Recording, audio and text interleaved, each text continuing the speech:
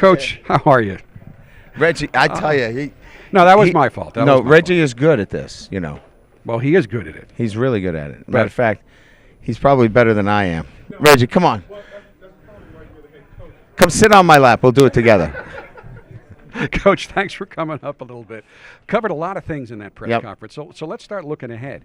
This is kind of the transition week. When does training camp and game prep begin? Well, we'll have one more day tomorrow, and then Thursday we'll exchange scout teams and get ready for Rice. So we'll get Thursday. Friday will be our bench control. So we'll go over about 45 different situations that could occur in a game. And then the game will happen, and it'll be a 46th, right, Jack? Something will happen that's never happened before. So we'll really get, 2 more extra days on Rice with Thursday and then the following Monday, which we normally don't get in a normal game week. So I like a little bit of extra preparation for Rice. 24th year as a head coach. Take me back to your first year. How is this different now for you in your 24th year as compared to your first training camp as a head coach? You mean other than people really caring? Yeah. And getting a lot of attention. A lot of paid. attention, Yeah. a lot of people being at the press conference. The preparation is very similar. I think it's a lot more detailed. You learn a lot more over 24 years about getting your guys' legs ready. I think I probably that first game, our guys were probably a little bit tired because I was driving them. I was 27 years old. I probably ran them a little too hard. So you're really trying to focus on, peaking for that first game. So the preparation has changed through experience more than anything else, but everything else feels the same. You've talked about, and in this press conference as well, a lot of guys who are stepping up now. But are there guys who are stepping up, maybe surprising you a little bit, that you're especially pleased with them stepping forward and giving you more than maybe you expected they would at this point? Well, we always talk about freshmen, but we have a lot of young players that didn't play significant roles last year that are going to play significant roles this year. For example, if you look at Corey Robinson, who didn't play a significant role. He played a little bit. He's going to have to play a lot of snaps. He's been really good this preseason. Durham Smythe is going to have to play a lot of football as the second tight end for us. Those guys. Max Redfield is going to have to be all over the field for us at the safety position. He's going to have to play a lot. Now, Cole Luke has been really good too. So there's 4 names that have been in the program, but and people are aware of them. They're not freshmen, but they're going to have to play large roles for us this year, and they've had really good preseason camps. You've talked often about the resilience of young people, but this is a different age. You've got social media. People are always in public, and yet with the stuff you're dealing with right now, you go to practice, there is no change. The goals haven't changed. Everybody remains on the same page. I know you expect kids to be resilient, but are you impressed with the way your team is handling their latest bout with adversity? Yeah, and I know, look, everybody on the outside, sees it one way.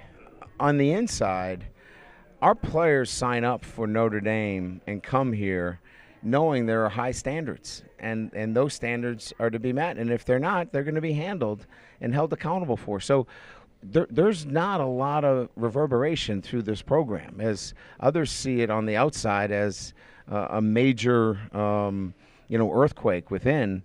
Our players know the standards at Notre Dame, and if they don't live up to those standards, they're going to be held accountable. So it's harder at Notre Dame, and our players know that. That's why they come here.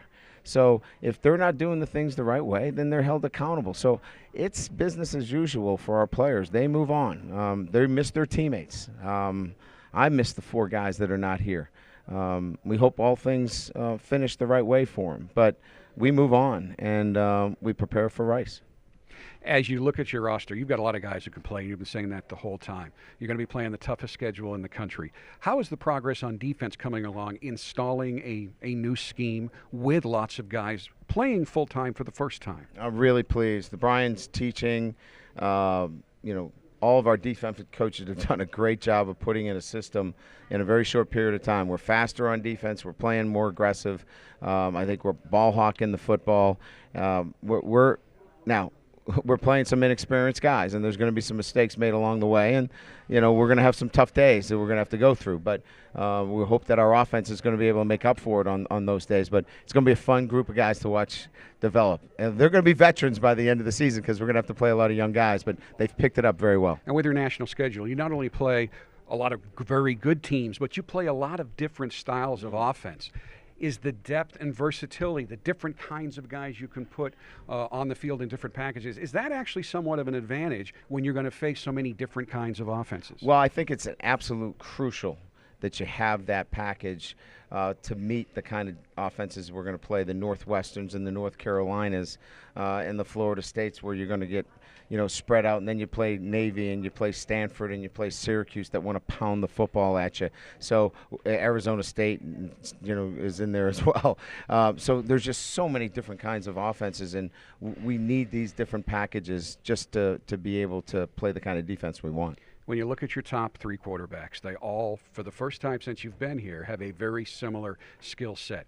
How comfortable has that been through the first 2.5 weeks of camp in that you don't have to make any adjustments when you change personnel at that position? Well, I'll just give you an example. Today we ran a 2-minute drill, and I could call the same plays for both quarterbacks, and that's the first time I've done it since I've come here at Notre Dame. And I know that sounds crazy, but we had one call sheet. We could call the same plays, and they executed them fairly well.